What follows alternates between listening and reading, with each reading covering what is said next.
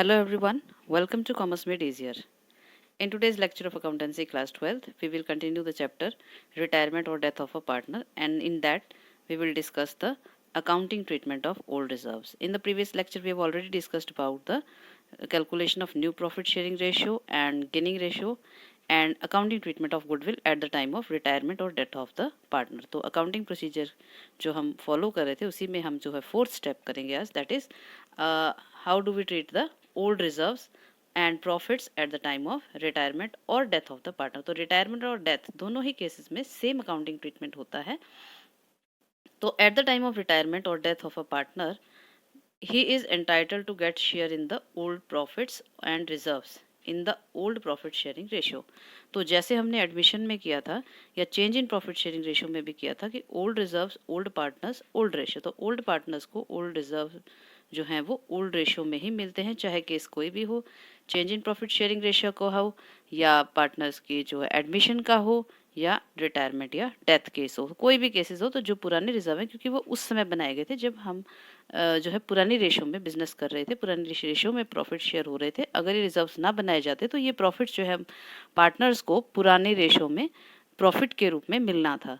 तो अगर इन्होंने प्रॉफिट के रूप में ना बांटकर इसको जो है रिजर्व्स बना लिए हैं ताकि किसी भी तरीके के स्पेसिफिक भी हो सकते हैं, जनरल भी हो सकते हैं, तो किसी फ्यूचर इमरजेंसी को के लिए या किसी एक्सपेंस को मीट करने के लिए, किसी लॉस को रिकवर करने के लिए रिजर्व बनाए गए हैं.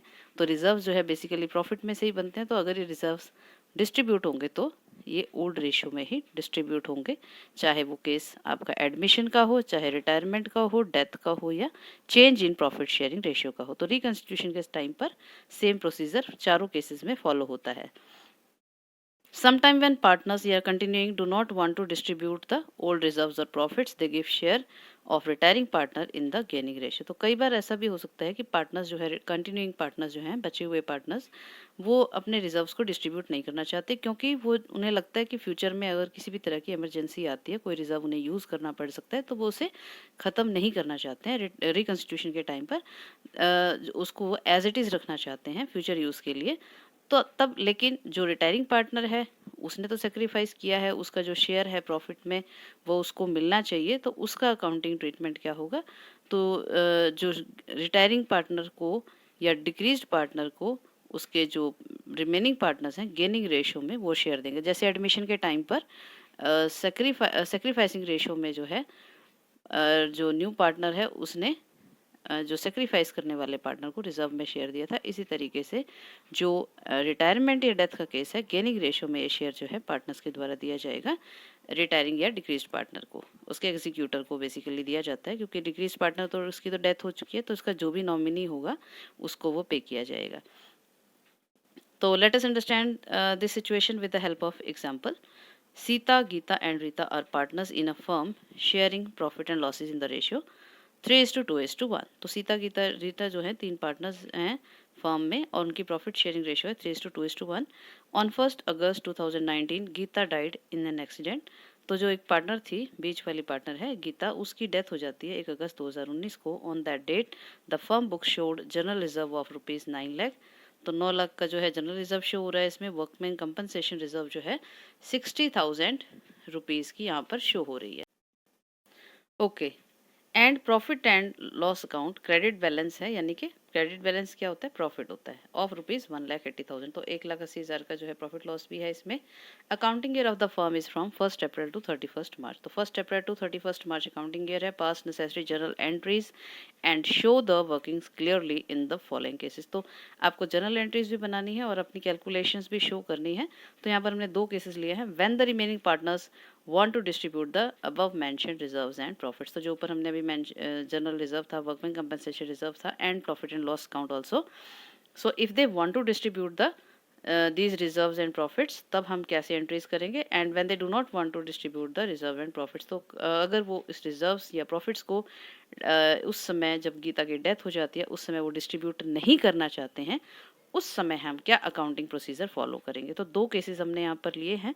तो एक बात जो हमें यहाँ पर ध्यान रखनी है कि ओल्ड रिजर्व्स जो होते हैं तो डेथ के केस में खासकर हम कई बार टाइम को कंसिडर करते हैं, किसी चीज़ में टाइम का कंसिडरेशन होता है, किसी में टाइम फैक्टर का कंसिडरेशन नहीं होता है।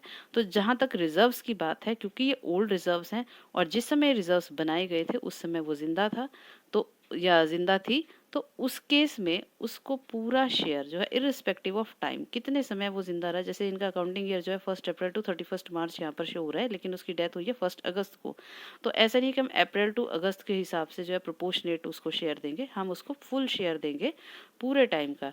तो फुल ईयर का या पिछला, क्योंकि पूरा पिछले रिकॉर्ड की हम बात कर रहे हैं, तो पिछले रिजर्व्स को पुरानी रेशो में ही देना है और फुल अमाउंट उसको पे किया जाएगा, ना कि टाइम के अकॉर्डिंग उसको पे किया जाएगा। तो हम फर्स्ट केस डिस्कस करते हैं पहले, when the remaining partners do not want to distribute the above mentioned reserves and the profits. तो अगर वो डिस्ट्रीब्यूट करना चाहते हैं, नॉर्मल केस है, अगर क्वेश्चन में कुछ भी मेंशन नहीं होता है तो हम नॉर्मली पुराने रिजर्व्स को डिस्ट्रीब्यूट कर देते हैं, कहा जाए या ना कहा जाए। और यदि स्पेसिफिकली ये मेंशन होता है कि वो पार्टनर्स जो है, remaining partners, they do not want to distribute the reserves या प्रॉफिट्स, तो हम जो है उसके हिसाब से एंट्री बनाएंगे। तो नॉर्मली जब हमें क्वेश्चन में कुछ भी मेंशन ना हो तो हम सिंपली सीधा जो है रिजर्व्स को, ओल्ड रिजर्व्स या प्रॉफिट्स को पार्टनर्स के old profit sharing ratio including the decreased और रिटायरिंग पार्टनर, दो उसको भी हिस्सा मिलता है, रिटायरिंग पार्टनर को या डिक्रीज पार्टनर को शेयर दिया जाता है। तो फर्स्ट केस हम इसको डिस्कस करते हैं। तो calculation of new profit sharing ratio, तो सबसे पहले हम देखते हैं न्यू प्रॉफिट शेयरिंग रेशियो क्या है। Old ratio of Sita, Geeta and Rita is 3:2:1। तो after Geeta's death new profit sharing ratio is, अब आप यहाँ देख रहे हैं क्वेश्चन में कोई भी ऐसी रेशियो दी नहीं हुई है कि जो उसमें ये कहा जाए कि किस रेशो में जो है फ्यूचर में वो डिस्ट्रीब्यूट करेंगे, किसने किस रेशो में गेन किया है। तो सिर्फ इसमें ओल्ड रेशो गिवन है। तो जब हम नॉर्मल तरीके से जो है न्यू रेशो को कैलकुलेट कर लेंगे, 3:2:1 की ओल्ड रेशो थी, तो इसमें से अगर हम गीता के शेयर को रिमूव कर देते हैं तो हमारे पास 3:2:1 रेशो बचती है। तो ये न्यू 3:1 जो है it will be their new profit sharing ratio. तो इसी तरीके से जो न्यू रेशो होती है या ओल्ड रेशो है, जो इनकी रिमेनिंग पार्टनर्स का शेयर जो है, वही इनकी गेनिंग रेशियो भी बन जाती है। तो when nothing is mentioned then old ratio is treated as the gaining ratio. तो यही गेनिंग रेशियो है, यही न्यू रेशियो है, क्योंकि क्वेश्चन में कुछ भी मेंशन नहीं किया गया है। ओके, तो शेयर ऑफ गीता या decrease partner in the old reserves and profit अब हम कैलकुलेट करेंगे, टोटल उसका शेयर कितना बनता है। तो first of all we will calculate the share in the general reserve. तो हम जो इसको नॉर्मली ही सारे पार्टनर्स में डिस्ट्रीब्यूट कर दिया जाएगा और उसे खत्म कर दिया जाएगा। तो ओल्ड पार्टनर्स के जो ओल्ड रेशियो है दैट इज 3:2:1।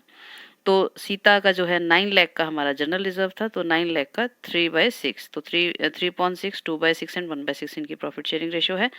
तो 9 लाख का 3/6 इज ₹4,50,000, ये शेयर है सीता का in general reserve. Then Geeta share is 9 lakh का 2/6 दैट इज 3 लाख, ये है गीता का शेयर, जो डिक्रीज पार्टनर है उसके 3 लाख बनते हैं जनरल रिजर्व में। देन रीटा जो है उसका है 9 लाख का 1/6 शेयर दैट इज ₹1,50,000।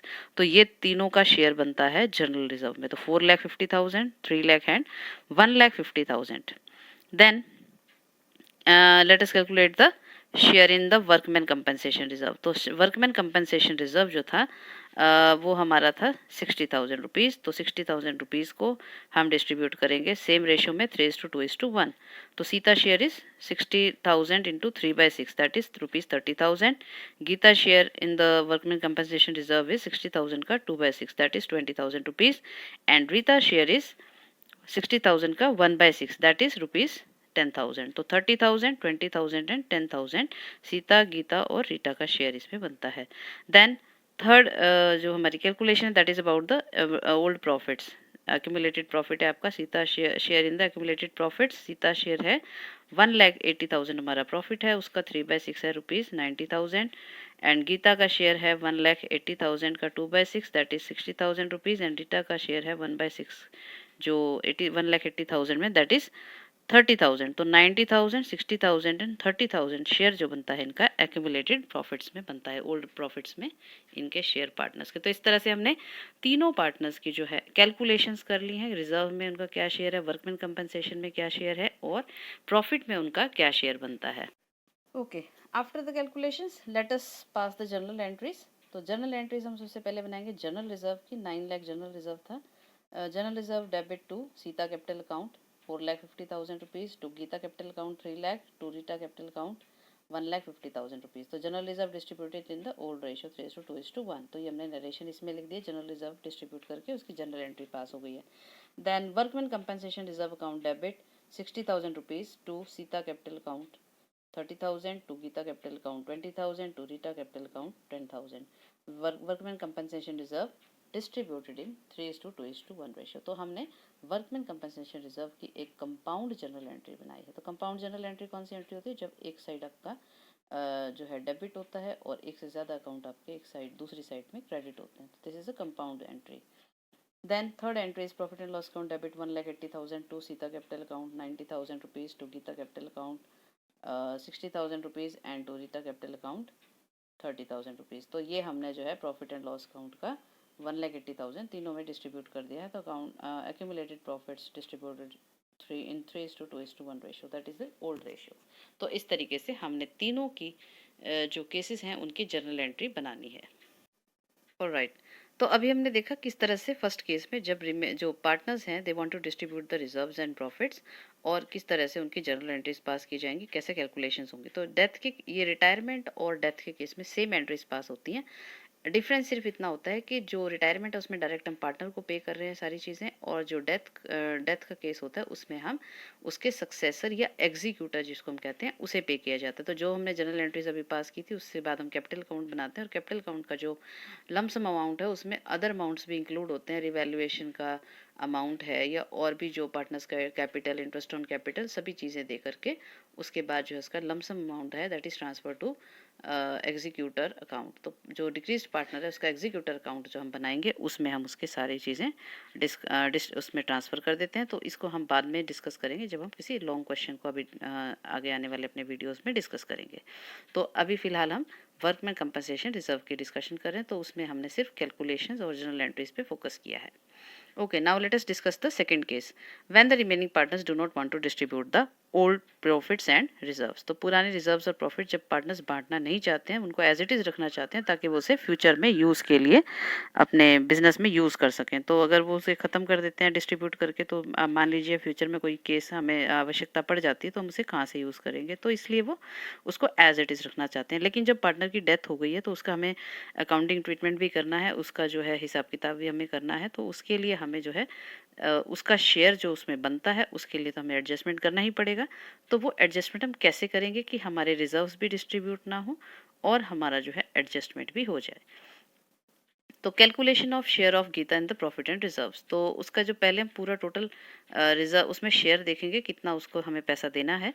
तो जनरल रिजर्व के हैं total 9 lakh rupees, workman compensation reserve है 60,000 रुपीज़ का, and profit and loss account का बैलेंस है 1,80,000 क्रेडिट बैलेंस। तो टोटल अमाउंट जो बनता है हमारे पास है डिस्ट्रीब्यूटेबल जो हमारे पास प्रॉफिट्स हैं या रिजर्व्स हैं दैट इज़ 11,40,000 रुपीज़। तो 11,40,000 रुपीज़ में गीता का शेयर जो बनता है उसका जो 3:2:1 प्रॉफिट शेयरिंग रेशो थी, तो उसका जो है 2/6 उसकी प्रॉफिट शेयरिंग रेशो है। तो 11,40,000 का 2/6 जब हम कैलकुलेट करेंगे हमारे पास आएगा 3,80,000 रुपीज़। तो उसका जो शेयर बनता है वो बनता है 3,80,000 रुपीज़। तो this amount will be paid by Sita and Rita, remaining partners जो हैं हमारे, इन रेशो 3:1। ये गेनिंग रेशो है उनकी। इस रेशो में ये 3,80,000 रुपीज़ जो है डिक्रीज पार्टनर के को पे किए जाएंगे, उसके सक्सेसर को दिए जाएंगे। एंड जनरल एंट्री जो हम पास करेंगे, तो जनरल एंट्री पास करने से पहले हम यहाँ पर नोट्स में चेक करते हैं किसको कितना शेयर देना है। 3:1 में हमने इसको डिस्ट्रीब्यूट किया है। 3,80,000 का 3/4 है दैट इज़ 2,85,000 रुपीज़ सीता जो है उसे देगी, एंड रीता जो है 3,80,000 का 1/4 शेयर दैट इज़ 95,000 रुपीज़ उसको पे करेगी। और इसके लिए जनरल एंट्री जो है हम कैपिटल टू कैपिटल अकाउंट में ही एडजस्टमेंट हो जाएगी, जैसे हम गुडविल की एंट्रीज करते हैं।